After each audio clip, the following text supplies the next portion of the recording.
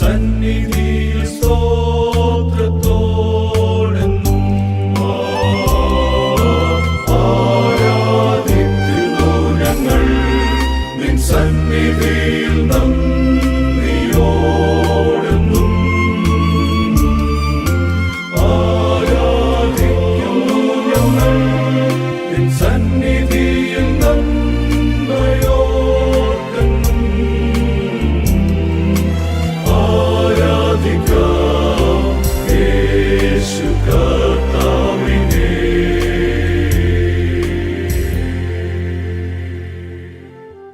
ആഴ്ചവട്ടത്തിൻ്റെ ആരംഭ ദിവസം ക്രൈസ്തവർ കർത്താവിനെ ആരാധിക്കുവാനായി ഒരുമിച്ച് കൂടി വരുന്നു. ആദിമ സഭയിൽ ആ ഒരു പതിവ് ഉണ്ടായിരുന്നു എന്നുള്ളത് അപ്പോസ്തല പ്രവൃത്തികളിൽ നാം കാണുന്നുണ്ട്.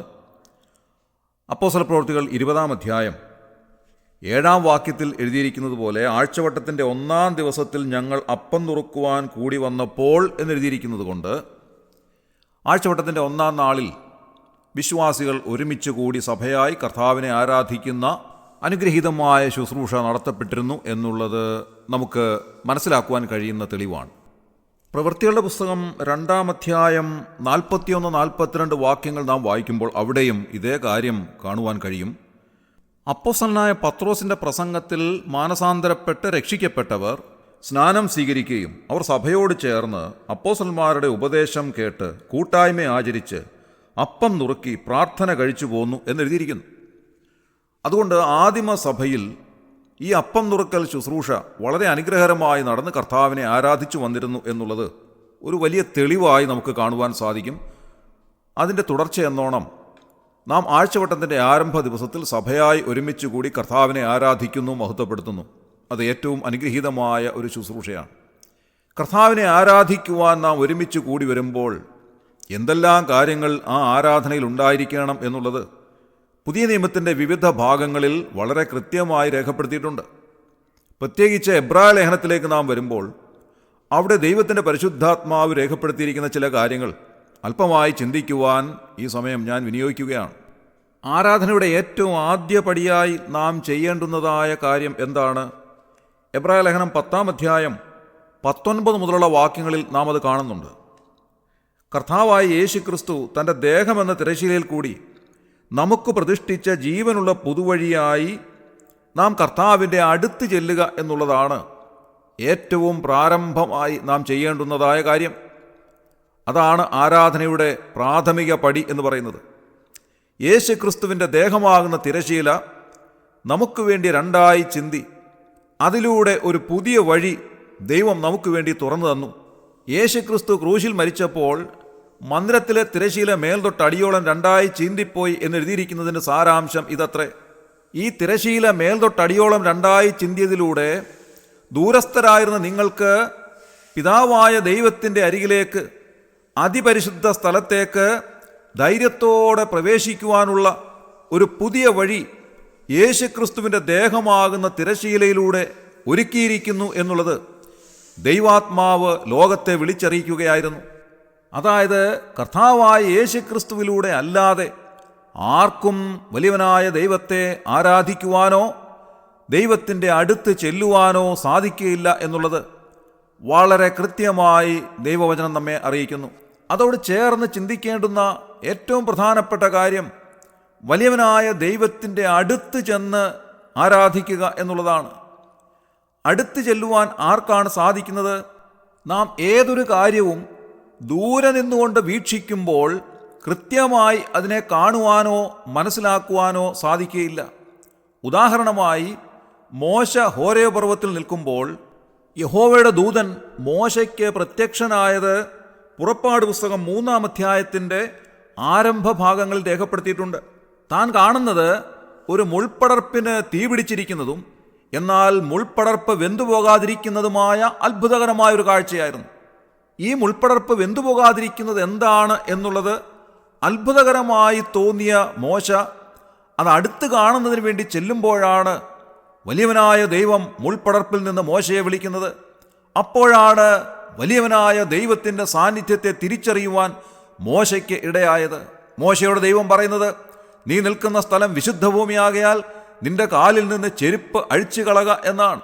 അത് കേട്ടപ്പോൾ മോശ ദൈവത്തെ ഭയപ്പെട്ടുപോയി താൻ മുഖം മൂടി ദൈവത്തിൻ്റെ മുൻപാകെ നിന്നു എന്ന് നാം വായിക്കുന്നു.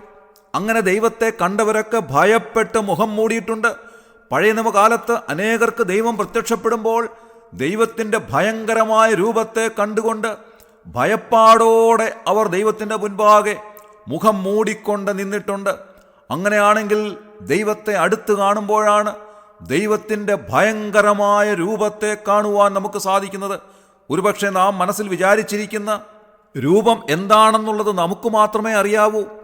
അവരവരുടെ ഹൃദയദൃഷ്ടിക്ക് അനുസരണമായിട്ടുള്ള രൂപമാണ് അവരവർ മനസ്സിലാക്കിയിരിക്കുന്നത്. ദൈവത്തെ വളരെയധികം ഭയപ്പെടുന്ന ഒരു വ്യക്തിയാണെങ്കിൽ അദ്ദേഹത്തിൻ്റെ മനസ്സിൽ ലഭിച്ചിരിക്കുന്ന രൂപം എന്ന് പറയുന്നത് അതിനൊത്തവണ്ണമുള്ള ഭയങ്കരനായ ദൈവത്തിൻ്റെ രൂപമായിരിക്കാം. ഒട്ടും ഭയമില്ലാത്തൊരു വ്യക്തിയാണെങ്കിൽ അതിനനുസരണമായിട്ടൊരു രൂപമായിരിക്കാം മനസ്സിലുണ്ടാകുന്നത്. ഇന്ന് രാവിലെ ഞാൻ ചോദിക്കട്ടെ, എന്നെ കേൾക്കുന്ന പ്രിയമുള്ളവരെ, നിങ്ങളുടെ മനസ്സിൽ എന്ത് രൂപമാണ് ദൈവത്തെ സംബന്ധിച്ചുള്ളത്? ദൈവത്തെ ഭയപ്പെടുവാനുള്ള ഒരു രൂപം നിങ്ങളുടെ മനസ്സിലുണ്ടോ? പ്രവാചകനായ യെശയ്യാവ് വലിയവനായ ദൈവത്തിൻ്റെ ഒരു രൂപം കാണുന്നതായി യെശയ്യാപ്രവചനം 6-ാം അധ്യായത്തിൽ നാം വായിക്കുന്നുണ്ട്. അതായത് ദൈവത്തെ തള്ളിക്കളഞ്ഞ് നിഗളിച്ചവനായിരുന്ന ഉസിയാവെന്ന് പറയുന്ന രാജാവ് മരിച്ച ആണ്ടിൽ നിഗളിച്ചവനായ ഉസിയാവിനെ തകർത്ത് കളഞ്ഞ ദൈവത്തിൻ്റെ അതിഭയങ്കരമായ തേജസ്സിൻ്റെ രൂപം മന്ദിരത്തെ നിറച്ചിരുന്ന കാഴ്ച യെശയ്യാപ്രവാചകൻ കാണുകയാണ്. സാറാഫുകൾ അവൻ്റെ ചുറ്റും നിന്ന് ആരാധിക്കുന്നു. 2 ചിറകുകൾ കൊണ്ട് മുഖം മൂടി, 2 കൊണ്ട് പാദം മൂടി, 2 കൊണ്ട് പറന്നു നിന്നുകൊണ്ട് സൈന്യങ്ങളുടെ ദൈവമായ യഹോവ പരിശുദ്ധൻ പരിശുദ്ധൻ പരിശുദ്ധനെന്ന് ആർക്കുന്ന സാറാഫുകളുടെ ശബ്ദത്തിൻ്റെ മുൻപാകെ ഉമ്മരപ്പടികളുടെ അടിസ്ഥാനങ്ങൾ കുലുങ്ങുകയും ആലയം പുക കൊണ്ട് നിറയുകയും ചെയ്യുന്ന കാഴ്ച കണ്ടു. യെശയ്യാപ്രവാചകൻ ഭയപ്പെട്ടുപോയി.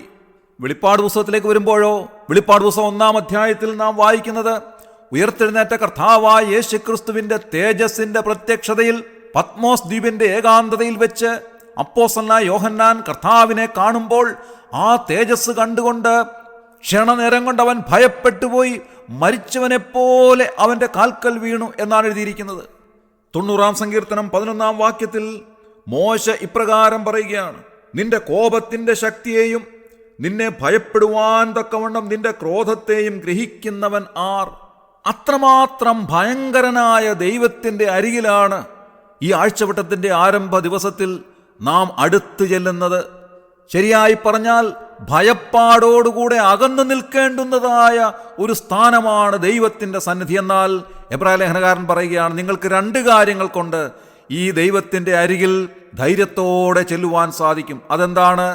എബ്രായ ലേഖനം 10-ാം അധ്യായം 19 മുതലുള്ള വാക്യങ്ങൾ നാം വായിക്കുമ്പോൾ യേശുക്രിസ്തുവിൻ്റെ രക്തത്താൽ നമുക്ക് പിതാവിൻ്റെ അരികിലേക്ക് ചെല്ലുവാനുള്ള ധൈര്യം ലഭിച്ചിരിക്കുന്നു.